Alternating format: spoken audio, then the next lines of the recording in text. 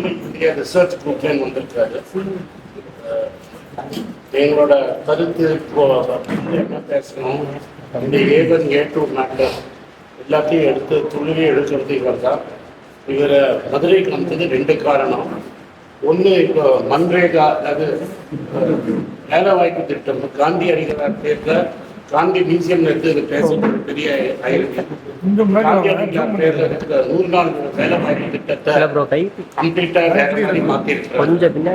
அதுல என்ன குறைபாடு இருக்குன்னு பேசப்படுறாரு. அடுத்தது நான் நேஷனல் ஹெரால்டு கேஸ் பற்றியும் சில விஷயங்கள் உங்களுக்கு யாருக்காவது புரியல தமிழ்ல போகணும்னா என்ன கேளுங்க, நான் தமிழ்ல சொல்றேன்.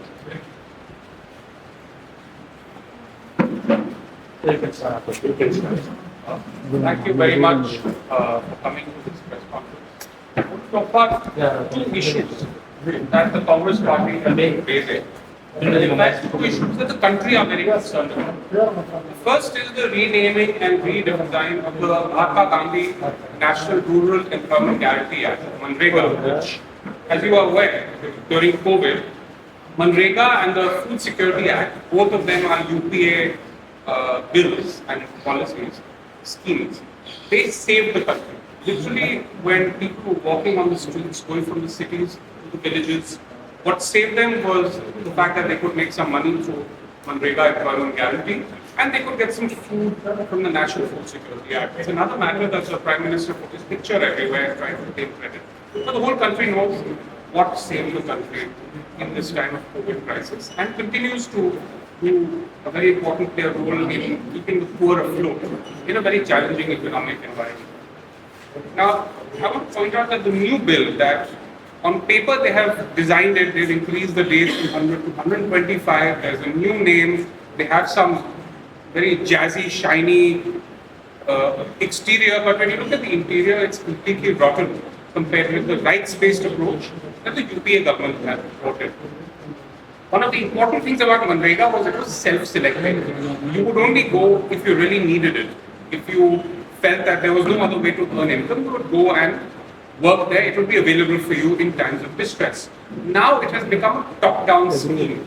So like every other scheme, you will have to get in line. Maybe you'll get work, maybe you won't get work. It's a very centralized system, but the bureaucracy is going to be driving it, not the people.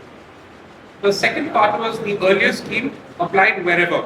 In any rural area, if you had the need, you could go to the scheme. Now it is going to be designated rural areas that the government is going to decide. Earlier, you could do it whenever you wanted. It was summer, winter, sowing season, off-sowing season. If you had the need, you could take advantage. Now there will be a 60-day exclusion during the sowing season. And why is this important? Because MGNREGA gave landless laborers bargaining power. The large farmer couldn't just pay them whatever they wanted. There was now a real minimum wage. So if the landless laborer felt that what they were getting on the farm was not enough, they could go to MGNREGA. That option has now been completely removed. The other issue was actually a demand-based scheme earlier. Whatever the demand was, the government would fulfill it. Now there is going to be a budget cap. So the government is going to fix a certain amount, and of course the state is going to pay 40%. I'll get to that in a minute. And if the budget runs out, then the scheme will not be used. So really, it's a way for them to cut their spending at the expense of the poor and the most weak and women, because women are disproportionately benefiting from this. Now, earlier 90% of the cost was borne by the center. Now 60% will be borne by the center. So states will have to deal with 40%, which is a big budgetary impact. And as you're aware, particularly in Tamil Nadu, that federalism this government has a very different notion of federalism. They bargain with states over their own funds. They don't give them the funds that they deserve. It has happened in the past. The Finance Commission is expected to reduce this allocation of the states. The use of cesses instead of taxes also reduces the share of the states. So on the one hand, they are reducing the income earned by the states. On the other hand, they are increasing the spending. So in the simply save money because their own spending is little out of control, they are penalizing the states. This is the bottom line. So their idea of federalism is completely opposite to what the Constitution imagined. And finally, the Gram Sabha, the UPA era legislation wanted to make the Gram Sabha, the village councils, the decision-making center. Now the planning is going to be centralized, taken into the PM Gati Shakti plan, which is a top-down plan. And the Gram Sabha is going to be disempowered. So on all fronts, whether it is the empowerment of the poor, whether it is federalism, whether it is the empowerment of village self-government, whether it is the desire for a scheme which is self-targeting rather than decided by bureaucrats and government officials. On all these fronts, the new scheme is completely inferior to the old scheme. It fits the Prime Minister's top-down view, his crony capitalism-driven pseudo-technocratic view, rather than the view that the Congress Party and the UPA had, which is that the people's demands should be fulfilled, that the people should have a voice, and that schemes should serve the people and not the other way around. So the Congress Party wants to make it very clear that we are opposing it to the legislature. The second issue I wanted to mention to you is very recently you saw that the National Herald case, the Rouse Avenue Court rejected the charge sheet of the enforcement director. Now, on the face of it, and the BJP has been arguing, it was a technical matter. The technical matter was that the ED had not filed an FIR, and therefore, under the Prevention of Money Laundering Act, an investigation is not valid. But this is much, much more than a technical thing. And I will briefly walk you through some of the things the court said to show you how much of a scandal the court has revealed in the way that the Modi government has gone about misusing the investigative agency. So firstly, I want to remind you that the National Herald so-called scam is very unusual, quote-unquote scam in the country's history. Firstly, money laundering is accused when no money has moved from anyone to anyone else. The accused have not had any benefit in property, dividend, interest. No money has actually been taken by them, and yet there's a money laundering allegation. Second is that it's very clearly known in the Supreme Court under the Bacha Gulzar judgment many years ago that shareholding is not equal to ownership. Just because I am a shareholder, minority or majority in a company, like the Gandhis and the other people, does not mean that they control all the assets of the company. This is a very elementary principle. If I own shares of Reliance, it doesn't entitle me to take the assets of Reliance and use them as I wish. So this elementary principle is also not apparently understood by the ED. Another principle is that when you allege fraud, which has been alleged against the Gandhis taking over the assets, there has to be someone who has been defrauded.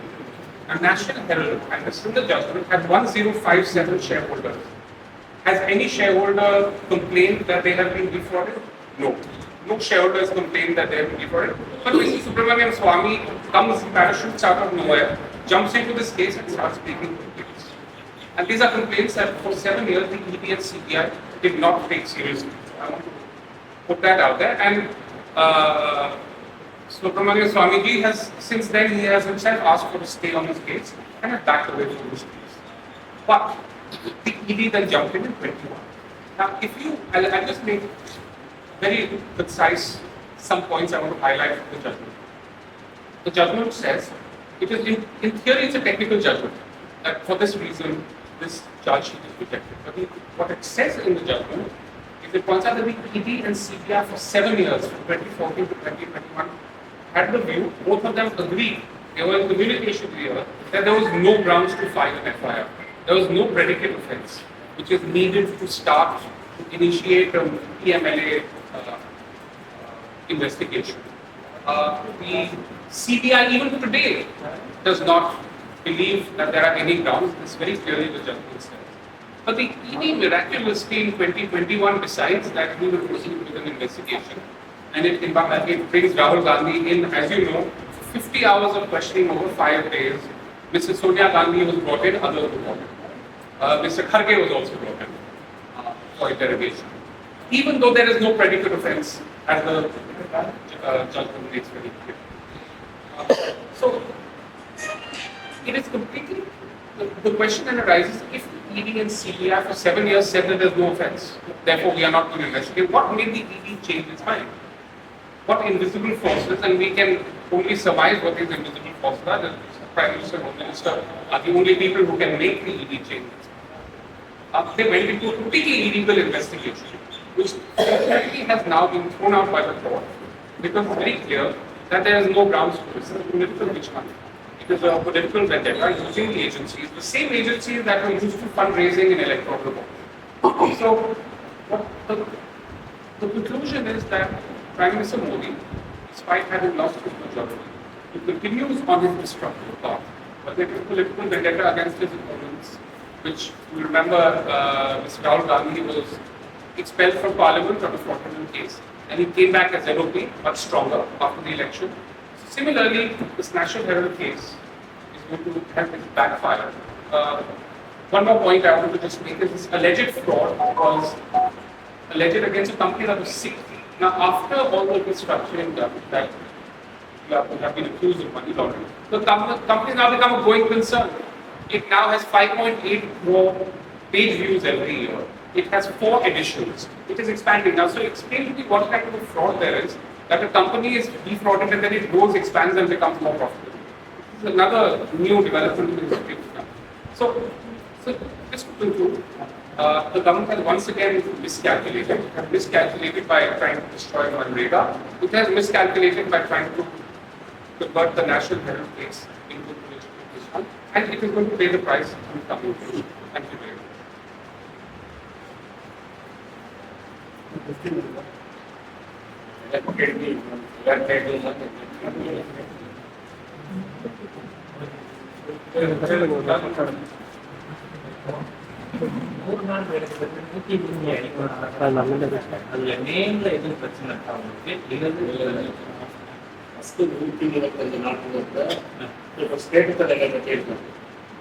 முன்னாடி 90 நாங்கள் ஆட்சி செஞ்சபோது மாநிலங்களுக்கு முன்னால் பிரதமர் மன்மோகன் சிங் வாங்கி 90% state government 10% state 90% central government 10% state government கொடுத்துருக்காங்க.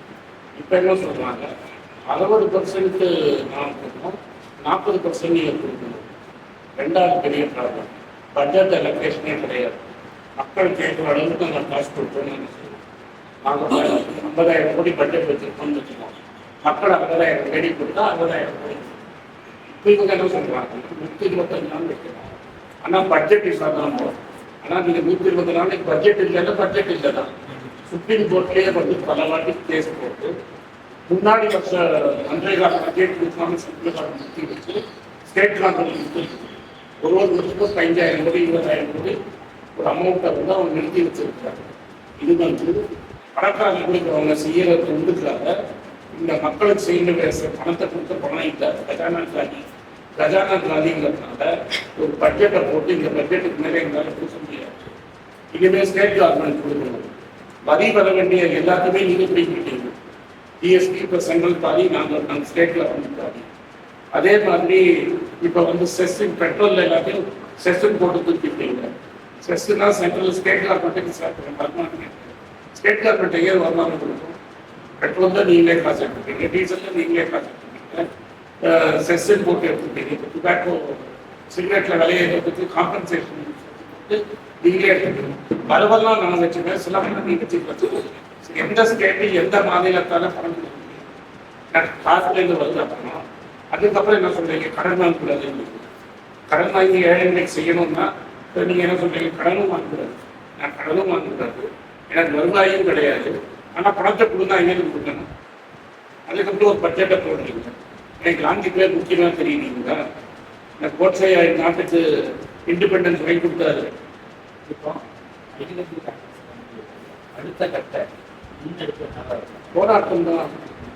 எருமலை இறங்கி போராட்டம் நடக்கும். இந்தியா ஃபுல்லாக இருந்து போராடணும். மக்கள் வந்து வேலை வேணும்னு கேட்டு வேலை இல்லைன்னு சொன்னால் கட்டணும். இதை வந்து முதல்ல பிரதமர் வந்து முதல்ல குழி தோண்டி புதைப்பேன்னு சொன்னார். அவரால் குழி தோண்டி புதைக்க முடியல. அவருக்கு கடைசியில் வந்து கோவிட் டைம்ல மக்கள் 100 நாள் வேலை வாய்ப்பு திட்டம்னா ஜாஸ்தியாச்சு. இது என்ன சோயிங் டைம்ல அந்த நாட்டு நன்ற சமயத்தில் வந்து நான் இதை கேட்க மாட்டேங்கிறாரு. அப்படின்னா என்ன, நீங்கள் விவசாயி வந்து பணக்கார விவசாயி நாட்டுக்கு லேபரை சீப்பாக பிடிக்கணுங்கிறதுக்காக தான் கூலி கொடுக்குறவங்களுக்காக தான் இந்த ஸ்கீமே வந்தது. இப்போ நாங்கள் வந்து அந்த 60 நாள் நீங்கள் வேலை கொடுக்கலன்னா அடிமாட்டு வேலைக்கு ஆளை வேலை செய்யணுங்கிறது நீங்கள் பண்ணுறீங்க. ஆல்ரெடி ஃபார்மிங்கை அதானியை உள்ள கொண்டு வந்துருக்கீங்க, அம்பானியை உள்ள கொண்டு வந்துருக்கீங்க, எஃப்சிஐயில் எக்ஸ்க்ளூசிவாக இருக்கிற ஸ்டோரேஜ் தான் அதானி எல்லாத்தையுமே கொடுக்குறீங்க. அப்போ என்ன சொல்கிறீங்க? இந்த 100 நாள் வேலை திட்டமே வேண்டாம், அதானிக்கு அடிமையாக எல்லாரும் வேலை செய்யணும் பேசுவாங்க. இங்கே மக்கள் பத்தின ஒரு 2-3 நாளாவே காங்கிரஸ் மட்டும்தான் பேசி பிடிஆர் சார் உங்க ஏரியாவில் பிடிஆர் கேளுங்க. நீங்க போய் பிடிஆர் கேளுங்க.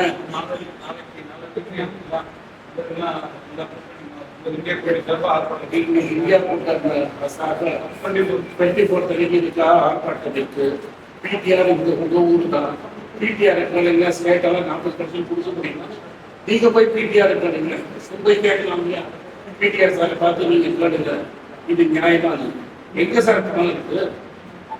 கடனும் நான் வாங்கக்கூடாது, வருவாயை நான் பண்ணக்கூடாது. சொல்லக்கூடிய முக்கிய காரணமே சார், அப்போ செஸ்ஸை எடுத்து கொடுத்துறேன் உங்களுக்கு, நான் 40% போடணும்னு நினைக்கிறேன். செஸ்ஸெல்லாம் காலி பண்ணிட்டு எங்களை கடன் வாங்குறது அதெல்லாம் நீங்க பண்றீங்களா? சென்ட்ரல் கவர்மெண்ட் மட்டும் எவ்வளவு வேணா கடன் வாங்கலாம்னு வச்சிருக்கீங்க.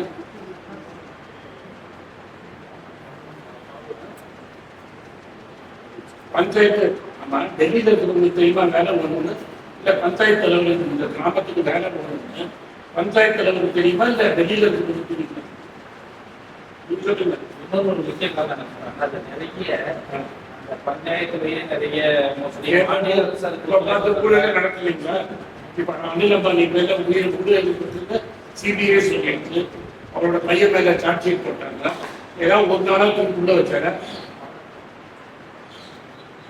ஏன் வைக்கல? காங்கிரஸுடைய முன்னெடுப்பு போராட்டம் முடியுமா? மேலும் மேலும் அழுத்தம் மேல மேல அழுத்தம் கொடுத்துட்டே தான் இருக்கும். அழுத்தம் கொடுத்ததுனால 55 சீட்டு 100 சீட்டாக மாறிட்டு 100 சீட்டுங்களை 150 சீட்டாக இருக்கும். ஓட் ஜோலிங்கிறது தமிழ்நாட்டில் நீங்க பெருசா பேசல, பட் ஓட்ட திருடிதானே ஜெயிச்சிருக்காங்க. இப்போ அம்பலம் ஆயிடுச்சு. கர்நாடகாவில் ஒரு இடத்துல அம்சம், ஹரியானாவில் ஒரு இடத்துல அம்சம், மகாராஷ்டிராவில் இடத்துல அம்சம். சார் நீங்க இப்படி பேசுறீங்க. பிரேசில்ல இருக்கிற மாடல் வந்து ஹரியானாவில் 22 இடத்துல அவங்க ஓட்டு போட்டாங்கன்னு எடுத்து வச்சிருக்காங்க. அதுக்கு ஏதாவது எலெக்ஷன் கமிஷன் பேசிச்சார்? Election commission பேசிச்சார்?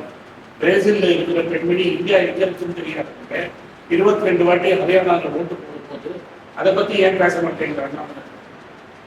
எல்லாத்துக்கும் வந்துடுறாங்க வாயத்துட்டு, இது ஏன் பேச மாட்டேங்கிறாங்க?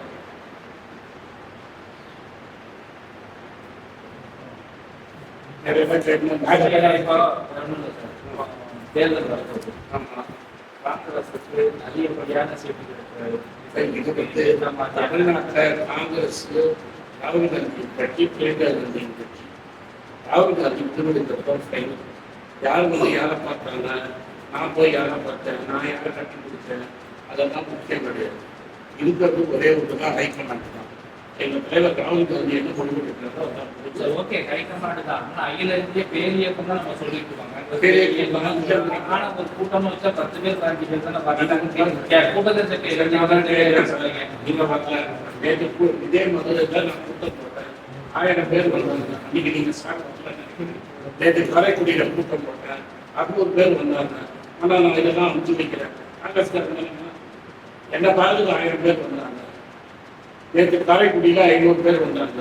முழுக்க மோதியை பத்திலாம் பேசும், முழுக்க அம்மையாரை பத்தி நான் காங்கிரஸ் கேட்கறதுக்காக தான் சொல்றேன். இப்போ என்ன பார்க்க வந்தா காங்கிரஸ் கேட்கறத பார்க்க வந்த மாதிரி இல்ல இளைஞர்களையோ அல்லது கூட்டத்தா நேற்று வந்தவங்க இளைஞர் தானே மன படத்தை வந்து மெட்ராஸ்ல நான் மீட்டிங் போட்டேன், 1000 பேர் வந்தாங்க. நான் வந்து கொடி கட்டி தான் கூப்பிட்டேன். நான் வந்திருக்கேன், செலவுக்கு காசு அவங்களே கொடுத்து வரவங்க. அதுக்கப்புறம் என்ன சொல்றீங்க? நேற்று காரைக்குடியில் நடந்தது இல்லையான்னு பார்த்துக்கிறேன். அழகப்பா யூனிவர்சிட்டியில் நடந்தது எப்படி வந்தாங்க? நிஜமாவே குரோத் வந்து 8.2% சொல்றாங்க. நிஜமா குரோத்தா இந்தியான்னு கேட்டாங்க. மக்கள் அதை பற்றி பேசுறாங்க. ரூபாய் ஏன் அடிக்க அது நீங்க பிரஸ் நீங்க வரல கவர் $92 வரைக்கும் ரூபா போச்சு. ஏன் மக்கள் கேட்டாலும் பதில் சொல்றாங்க. விலைவாசியை ஏறலன்னு மோடி சொல்றாரு, ரிசர்வ் பேங்க் சொல்றது. விலைவாசி எப்படி ஏறி இருக்குன்னு நான் மக்களுக்கு முன்னெடுத்தீங்க. மக்கள் கேட்கறதுக்கு வந்தாங்க. அதனால காங்கிரஸ்காரன் சும்மா இருக்காங்க. இந்த இப்போ 3 நாள் வேலைக்கு தேர்தலில் அது பிரதிபலிக்குமா? இது சம்பந்தமா எதுவும் நீங்க டெஃபினட்டா பேசுவோம். நான் கேம்பெயின் பண்ணுவோம். கேம்பெயின் பண்ணிட்டு நீங்க இருக்க போறீங்க. கேம்பெயின் பண்ணுறத வாங்கல, இப்படியே கூப்பிட்டு போகிறேன். நான் பேசுகிறேன் இல்லையான்னு பாருங்க. ரைட்டுங்களா? ரைட்.